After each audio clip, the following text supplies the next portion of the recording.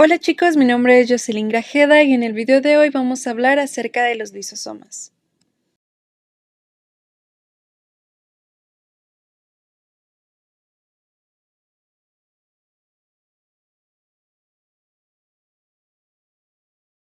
Los lisosomas son orgánulos digestivos que tienen la función de degradar macromoléculas. Para ello utilizan diferentes mecanismos de los que hablaremos más adelante, como la autofagia, pinocitosis, fagocitosis, entre otros. Es importante decir que los lisosomas van a estar conteniendo en su interior enzimas hidrolíticas. Un ejemplo de ello son las proteasas, nucleasas, glucosidasas, lipasas y fosfolipasas. Recordemos que estas enzimas hidrolíticas se van a sintetizar en el retículo endoplasmático rugoso para después clasificarse en el aparato de Golgi según su capacidad de unión a la manosa 6-fosfato. En este diagrama podemos observar a mayor detalle todos los elementos de un lisosoma. Observemos que en la luz de este lisosoma están todas las enzimas que les acabo de mencionar, las proteasas, glucosidasas, lipasas, fosfolipasas, nucleasas, etc. Como podemos observar, también hay una bomba de protones, por la cual van a estar pasando iones de hidrógeno. Recuerden que los iones de hidrógeno son ácidos y un lisosoma es muy ácido, con un pH de 4.6. Entonces, estas bombas de protones nos sirven para estar manteniendo ese pH estable a ese nivel. El lisosoma también tiene una membrana impermeable a las enzimas, debido a que las enzimas que tiene en su interior son tan activas que si no estuviera esta membrana impermeable, destruirían y degradarían la membrana del mismo lisosoma. Esta membrana también contiene proteínas lisosómicas específicas como las LAMP, LIMP y LGP, así como colesterol y ácido lisobifosfatídico, que este es un lípido exclusivo de los lisosomas y también tiene una función muy importante para restringir la actividad hidrolítica de estas enzimas del interior del lisosoma hacia la membrana. Ok, entonces entendemos que la membrana tiene sus propios elementos para protegerse de las enzimas. Sin embargo, la superficie luminal glucosilada también es como un segundo refuerzo, debido a que ésta va a proteger a la membrana de las enzimas. Estos son los elementos principales de un lisosoma, pero como podemos observar también hay canales para lípidos, para polisacáridos, proteínas, ácidos nucleicos, etc. Asimismo hay proteínas transportadoras, que estas van a llevar el producto final de la digestión de todo el proceso que llevó el lisosoma al degradar cualquier cosa. Ya el producto final de esto va a llevarse al citoplasma mediante estas proteínas transportadoras. Estos elementos finales de digestión pueden ser aminoácidos, sacáridos, nucleótidos, etc. Las proteínas de membrana destinadas a los lisosomas llevan un proceso muy diferente al que llevan las enzimas destinadas a formar parte de los lisosomas. Resulta que las proteínas de membrana también se van a sintetizar en el retículo endoplasmático rugoso y se van a clasificar en el aparato de Golgi también, pero no contienen la señal de manosa 6-fosfato, sino que van a presentar un dominio citoplasmático C-terminal. Y estas proteínas destinadas a formar parte de la membrana lisosómica van a tener dos vías, van a tener dos opciones para llegar a su destino. Una es la vía de secreción constitutiva y la otra es la vía de secreción de vesículas cubiertas derivadas del aparato de Golgi, comenzando por la vía secretora constitutiva. Esta se refiere a que las proteínas de membrana LIMP van a abandonar el aparato de Golgi después de ser clasificadas, la van a abandonar en vesículas cubiertas hacia la membrana de la célula. Entonces, ya que llegan a la membrana de la célula, se vuelven a reincorporar por endocitosis a los endosomas tempranos o tardíos y ya de ahí son llevados al lisosoma. Con esto me refiero a que si se reincorporaron a un endosoma temprano, van a ser transportados a un endosoma tardío, pero si se reincorporaron a un endosoma tardío, Aquí se quedan hasta que el endosoma tardío madure para convertirse en un lisosoma. Para entender esto más a fondo, te recomiendo que vayas a ver mi video de los endosomas y puedas comprender un poquito más este tema.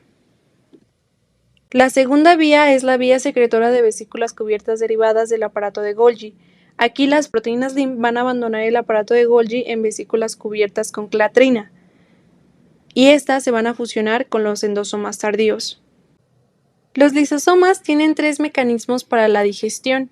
El primero es la fagocitosis, que está dirigido a las partículas extracelulares grandes como bacterias y detritos celulares.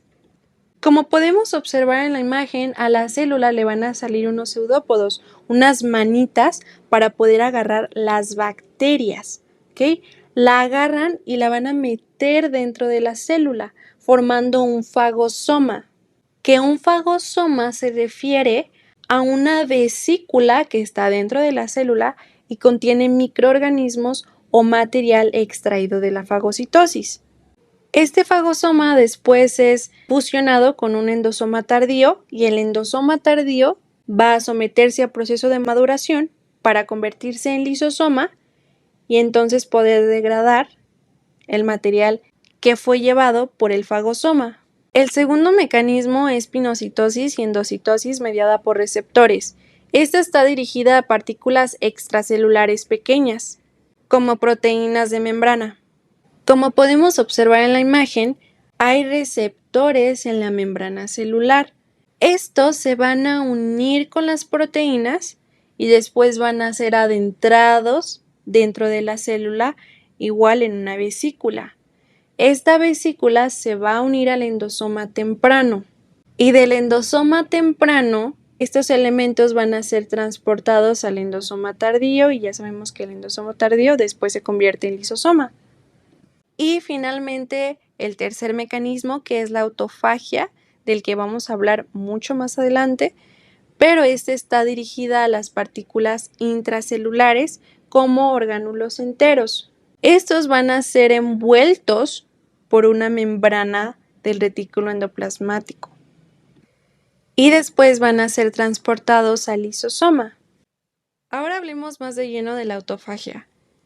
Este es un mecanismo celular por el que varias proteínas citoplasmáticas y orgánulos se van a degradar en el lisosoma. Esto permite que se mantenga un equilibrio dentro de la célula, además de que los materiales digeridos de los orgánulos son reciclados y reutilizados para el crecimiento y desarrollo normal de la célula. La autofagia se divide en 3 mecanismos. Macroautofagia o simplemente autofagia.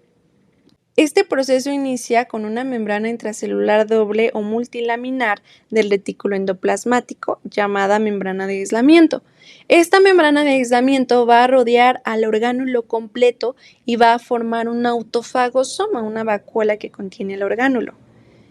Este autofagosoma entra al lisosoma y automáticamente se va a desintegrar la membrana de aislamiento por el ambiente hidrolítico, por tantas enzimas que hay en el lisosoma.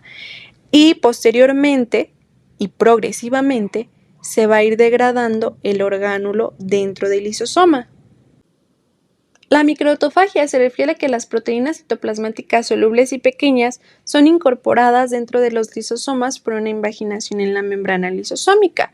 Como podemos observar en la imagen, las proteínas son las esferas rojas que fueron incorporadas al lisosoma en una vacuola y que progresivamente seguirán degradándose continuamente. Finalmente, el tercer proceso es la autofagia mediada por chaperonas y se va a activar durante la privación de sustancias nutritivas. Aquí actúa la proteína chaperona de choque térmico o por sus siglas HSC73. Esta proteína estrella se va a unir a la proteína a degradar que tiene una señal de reconocimiento. Y esta misma proteína chaperona va a ayudar a la proteína a degradar a transportarse a la membrana lisosómica, que también tiene un receptor específico para recibir a esta proteína. Entonces, ya que la recibe y se adentra a la proteína, va a ser degradada progresivamente, como lo podemos ver en la imagen. Este diagrama nos muestra la diferencia entre la autofagia y la fagocitosis. Primero vamos a repasar la autofagia. Recordemos que el retículo endoplásmico va a producir una membrana de aislamiento o una membrana intracelular doble, que va a rodear a un orgánulo completo, que en este caso es una mitocondria. Entonces lo va a rodear formando un autofagosoma, que este autofagosoma después se va a fusionar con el lisosoma, formando un fagolisosoma, que este es un orgánulo subcelular resultante de la fusión de un lisosoma que contiene todos los sistemas de digestión que ya mencionamos, su pH, su actividad hidrolítica, entre otros elementos. Entonces va a ser la fusión de este lisosoma y de una vacuola de fagocitosis, que va a contener los elementos fagocitados por la célula. En el caso de la fagocitosis, a la célula le van a salir unas pequeñas manitas, unos pseudópodos, para poder agarrar el material extracelular grande, lo recuerdan como bacterias o detritos. Entonces, extienden sus manitas para poder agarrarla, la meten a la célula para formar un fagosoma, que este fagosoma posteriormente se va a fusionar con el lisosoma para formar el fagolisosoma, que ya expliqué qué es. Es la fusión del lisosoma con el fagosoma o el autofagosoma.